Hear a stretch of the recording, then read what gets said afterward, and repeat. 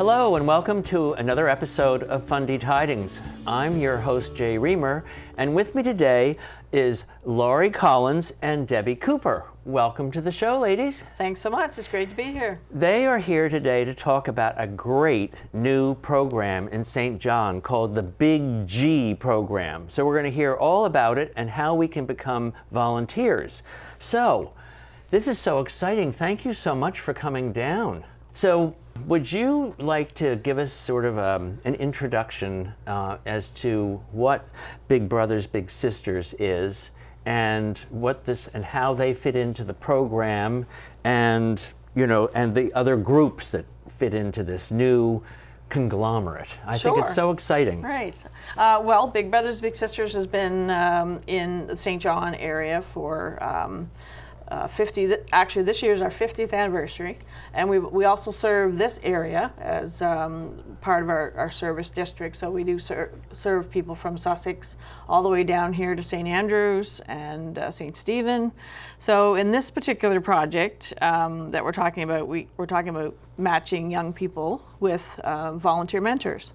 And we are very excited when that happens, when we get a chance to match kids with some adult role models in their lives, and a great opportunity for folks to get to know each other. And so our Big Brothers Big Sisters programs focus on matching young people who face adversity in their lives, which we know there's a lot of young people out there that definitely need some positive role models, especially since the pandemic has really cut some people off from their regular circle of friends and circle of folks who support them. So what we try to do is fill in some gaps.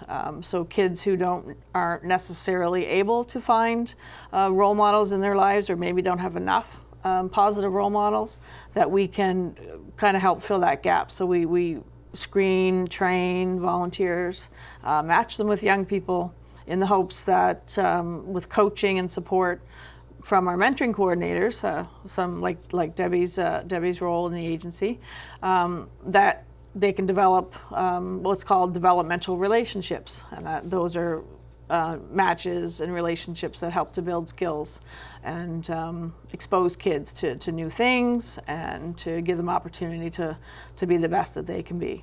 So that is our role for most of our programs. Is we're trying to build social emotional competence with young people, to improve their mental health and well-being, and also to help kids feel more engaged in their school and in their community. So that's kind of how what Big Brothers Big Sisters does. I don't know if you want to add to that, Deb? I just want to talk about from my own personal perspective from Big Brothers Big Sisters, in that Laurie heard I retired about 6 years ago. So she picks up the phone and says, "Do you want to join the board?" So I said, "Yeah, okay, I'll join the board." But in order to serve on the board, I felt that it was necessary for me to learn about the programs of the Bigs. So I became an in-school mentor, and I had my eyes opened as to how valuable 1 hour a week can really help that child. And my little one was in grade 1 at the time. So I was with her for 2 years, and then because she changed schools, we changed over into a traditional match of a big sister, little sister. So I have had that experience of being an in-school mentor, and then as a big sister, little sister.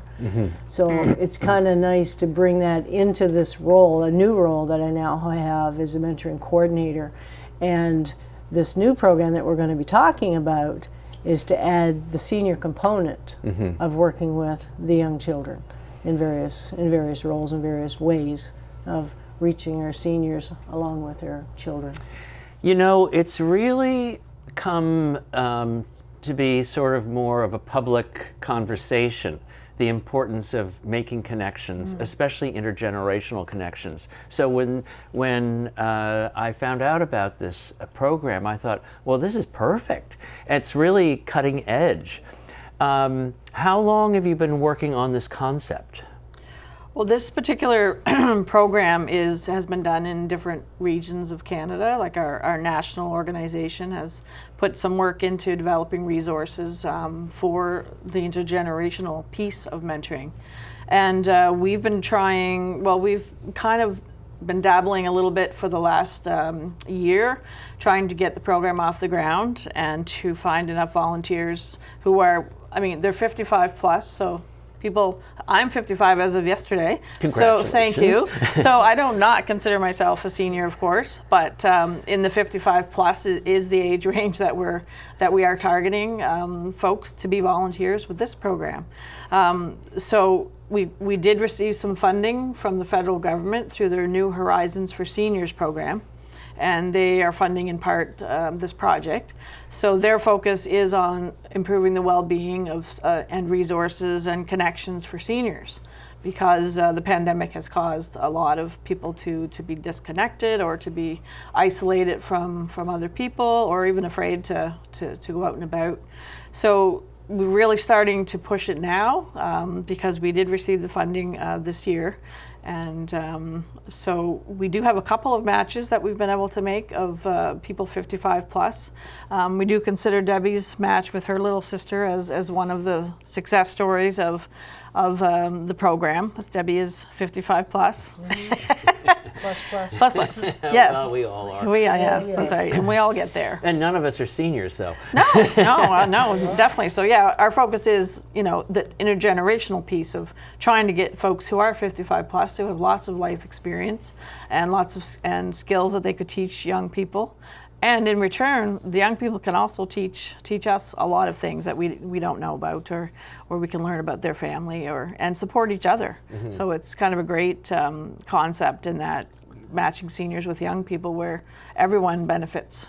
Well, that I think is wonderful because it also improves the community in which people live, right? So you find out more what's going on if you connect with people, and if you can do it intergenerationally, because really, historically or traditionally, we, at least in my lifetime, the only intergenerational activity was really either within your family mm-hmm. or at school with your teacher. Right. So this expands that, because, and I think it's so important because there are many broken families where positive mentoring just doesn't exist. Right. And there are lonely seniors who benefit from contact with any other people, and to be doing something helpful just must brighten their day. It brightens everybody's day. Yeah, sure. I just think I think it's fantastic.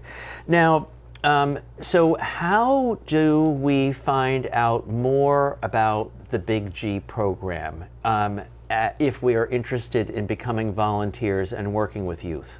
Right. Well, you could contact any of the phone numbers for the agency. Our main office is out of St. John, but we do have a satellite office in both St. George and in St. Stephen. Mm-hmm. We do have staff members working there. But our website is easy to find. So we are bigbrothersbigsisters.ca/St. John. Okay. Well, that is fantastic. I think it would be interesting to kind of talk a little bit about the importance of volunteerism, because I think that we all are coming out of the isolation of COVID, and we're all feeling still a little shell-shocked and kind of feeling our way a little bit. Mm-hmm. I've written lots about volunteerism and the importance of it because of the connections, but from your perspective, how have you experienced volunteerism, either as a volunteer mm-hmm. or as managing volunteers? Right.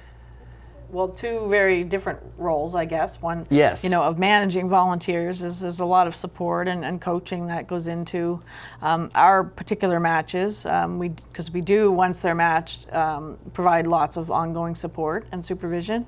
So we do help with coaching with different scenarios, or if they need some different resources for their match, or some ideas on things to do that they could do with the young person. A little bit different than being an actual volunteer and in that role.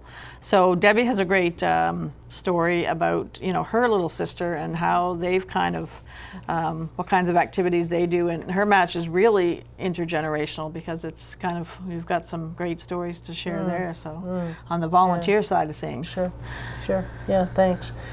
I just think that as a voluntary organization, a nonprofit organization, volunteers are the backbone of the organization, and it just keeps us going. We have a very small staff, So we couldn't possibly provide the level of program services to the number of children that we serve, which is what, over 400 children, Wow. with a small number of staff that we have. So volunteerism is first and foremost what we need to be able to do to recruit volunteers.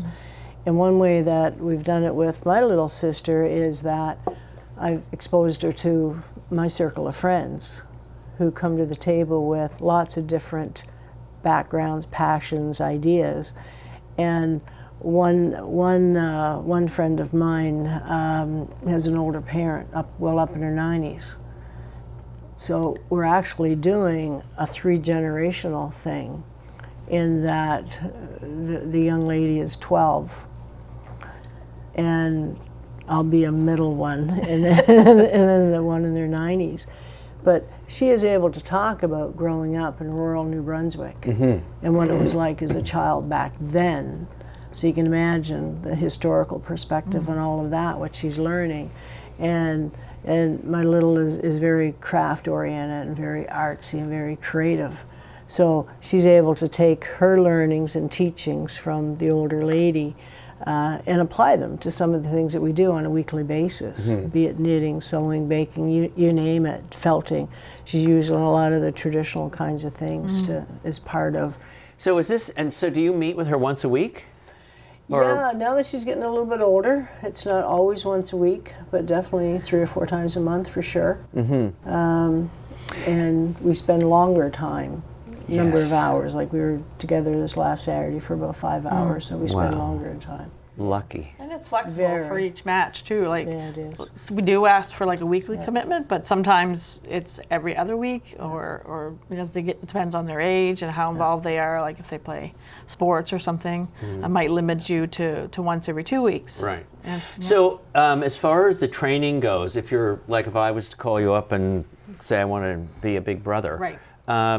How is there a lot of training involved? Does it take months, or does it take an afternoon, Right. or how does it work? Right, so it doesn't take months, thankfully. The whole process might take about a month because we do start with an application. And once those are filled out and returned, then a mentoring coordinator will meet with you, and you'll be kind of through an informal interview process. And then there's some reference checks and some background checks and those kind of things. What we call our pre-match training, which is a child safety training for volunteers, for the little people, and for their parents, of what healthy relationships look like, and what are some signs of potential boundary breaking, and how do we keep everybody safe in the match. So that particular training takes 30 minutes, 45 minutes in there. And then we do have a new process called developmental relationships training, which I mentioned earlier, is basically how do we get the most out of the match for the little in particular, is how can we help them develop skills and knowledge that they need to be successful in life. So our mentoring coordinators coach on those pieces of developmental relationships, and that's like sharing power, providing different opportunities for kids, letting them lead some of the decisions on what we're going to do today, and letting them take a leadership role and those kinds of things. But so that training takes probably about the same, about a half an hour. So not that long. I mean, for working with kids, a child, one-to-one, once a week. So we want to make sure everyone's safe and everyone's prepared. And we do go through the process because we do want to make sure everyone is safe, and also provide it with opportunity to learn how to work better with a child. Yeah. And so how do the children become part of the program? So if you, for instance, if I had a child who I was struggling with, or the relationship wasn't working well, how would I become part of the program if I thought, you know what, I think I can't do this, somebody else needs to help me? Right. Is that a scenario that's real? Potentially, yeah. We have kids who become part of the program for a wide variety of reasons. Whether they come from a really large family and they don't really have any one-to-one time with their parents because there's so many needs in the family, or we have single-parent families. We have two-parent families who maybe both work, and the kids don't necessarily get an opportunity to do a variety of things, so many different reasons. But the way to do it, if we want to be involved in a school program, is the school would be the referral source for people to get involved. So they would ask their teacher at school or the principal, somebody that would know, how to get in touch with our organization, so they can refer a child to us if it's a school program. For what we call the traditional, or the big sister, little sister, community-based program, those applications have to be done by the parent. So again, they can find one on our website, or they can give us a call in any of our offices, any of the 3 offices, and we can get them the application and help get it filled out, and then get started like that. That's the easiest So what way. is the demographic of the volunteers generally? Is it mostly women? Is it half and half with men? What are you kind of looking for? Right. I would say 70% female volunteers. We'd like for that to be more of a 50-50, because we have most of the kids on our waiting list are young boys looking for a male role model. We find men often volunteer to be hockey coaches or in those kinds of roles. So may not even think about this type of a role, but we're hoping to recruit men and women because we do have males and females on the wait list. So what is this wait list all about? How many people would be on your wait list? It's a rotating list. So like if somebody would apply for their young person, they would technically just go on the waiting list for a little while until we had the right volunteer that came along, so we can finish processing a volunteer to get them ready to be matched. So they technically sit on the wait list for a little while, just till we get the right volunteer ready to go. But is this a short-term wait list? I mean, is this like a couple of months, or can this go on like it could be a couple months. Department of Health? Oh, I hope not. I hope not that long. So one thing about Big Brothers Big Sisters and how we match is it's an intentional matching. So the way the wait list works is a child could go on the list, but if the right volunteer, like if somebody lives in St. Andrews and we get a volunteer who applies from St. George, then that wouldn't, because the person probably wouldn't want to travel every day or once a week to meet with their child. So we have to wait for somebody, and we try hard to recruit somebody in their area so that we can get the match. So some kids wait a couple months. Some kids, yes, unfortunately, have a longer wait.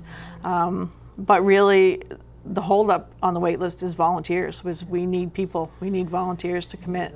So as a volunteer, you don't really require any special skills. You have to pass your checks. Yes. But what would be the time requirement to be a really useful volunteer? Like a couple of hours a week, a couple of hours a month? How would it work? We used to look at it as saying one time a week kind of thing. But now what we're saying is that whatever time you have available is it doesn't have to be an hour a week. It could be one visit. It could be a visit every second week. We know that volunteers, adults, are busy. We know the senior population are busy in their retirement. So we're willing that during the application process is to speak with the potential volunteer is all part of the application, to see what they do have available for time, and to match them, as Laurie says, it's intentional matching. Because some of the children, and in their family situation, they may only be available once every couple of weeks.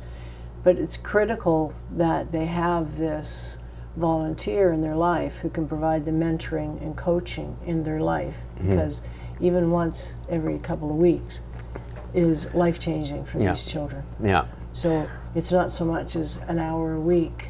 it's a quality of Yeah. the time being spent. So this is all about recruiting volunteers. Right.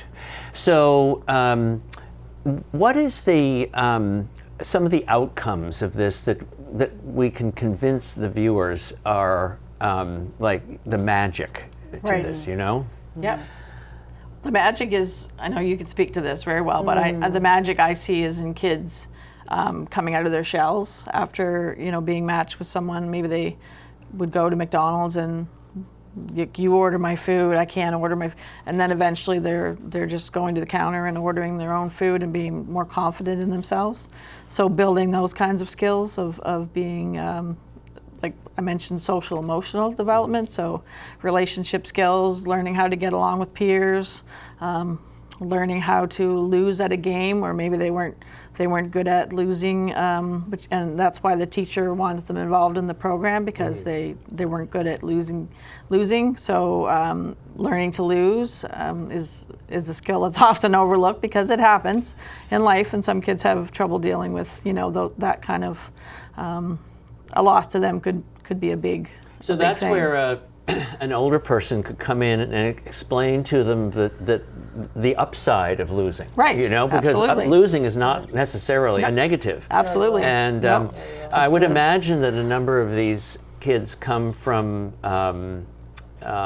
tricky backgrounds. So there's trauma involved in their past lives. Not all, but some for sure. Yeah. Well, Yep. I would say that I don't know anyone who has not experienced Absolutely. severe trauma when they were little. Yeah. Well, But, we've all experienced trauma, right? It's yeah, just. And it's a trick is it can be healed, and I think that's one of the big functions actually, or maybe it is one of the byproducts of a program like this, is that so much healing can take place. Right. Do you find that to be true? Well, I find kids building skills and trying and learning to be more confident and learning to handle adversity is a tool that will serve them their entire lives. So being able to handle, setbacks and those kind of things for a child is really important, because you go through life and you learn those lessons. But the earlier we can help kids process different things that are going to happen in their lives and how they can overcome adversity is an important part of what we do. So Big Brothers Big Sisters has been around for 50 years or so. In this area, yeah. Are you beginning to get feedback from early participants becoming volunteers sort of later in life and being grateful for their experience? Oh, absolutely. We hear from so many people. We've got A young man on our board. Yeah. Tell him about him. yeah. No, you can go ahead. we because the organization has been around for 50 years, we're now seeing young people who were littles, either a little brother or a little sister, who've come up through the organization and have grown up to become big brothers and big sisters, and who are now giving back in that capacity, but even move it forward, who have gone to university and who have come onto the board of directors, but move the bar even another 10, 15 years ahead, who have stayed in touch with their big, and their big are going to their weddings and standing up with them. These are the stories that exist, that are there with the alumni. Like, these are the impact stories that people have that are happening in children's lives. I think that this is a great opportunity for seniors, because I talk to seniors a lot. Right. So many of them say, I don't know what I'm going to do. I don't know Right. what I want to do. And I encourage people to volunteer in wherever their passion might be. Right. But connecting with other people is something that we So all important. need Yes. and we all love. And so I think that this program is very exciting. And so it's the Big G program. Yes. And it's based in St. John. Well, our main office is in St. John, but this program is available in St. Andrews, St. Stephen, St. George. Any of the Big Brother, Big Sister Yeah, we serve from offices. Sussex all the way down to Charlotte County, so it's available in all of the southwestern So region. anyone interested can just contact one of those offices Absolutely, and get yep. plugged in. I think I've actually wanted to do it myself and everything. We'll sign you up. And then I run in. That's Do you right. have time, Jay? That's Well, right. Yes. Everyone has time. Everyone you can has time. You can make it. Yes, you It's can make the time truth. for it. It is Absolutely. the truth. And Yeah. I'll tell you, as we become seniors and voids develop in our lives, Right. we have to fill those with something. Correct. And what a great thing to just spend an hour or two a week doing something so beneficial. right. Great for the neighborhood and the community. And great for the schools, and great too, for the 'cause kids. It's available in the local schools. You can go into a school and meet with a child, you know, for half an hour, 45 minutes out of their school day, and it's during the day. So, it's a good timing for older folks who might have to go to bed earlier. There you go. So we have about a minute left. Oh, okay. And I just want to give you an opportunity to make a final, sort of statement about what you really want people to walk away from this show with. Want people to understand that they can make a really big difference in a lot of kids' lives, or in one child's life, one child at a time. We say an hour of your time a week would be very beneficial to a young person and the community. Pick up the phone, call the office, have a chat, talk with one of us, and we'd love to hear from as many people as we possibly can, because that's what this program's all about, is recruiting, especially seniors 55 and older, for the Big G intergenerational program. Fantastic. Pick up the phone. Thank you so much for coming down and being on the show. It was very enlightening, and I learned a lot, and I think our viewers did as well. Awesome. Thank you so much for the opportunity. And thank you for viewing the show today, and I look forward to seeing you on another episode of Fundy Tidings.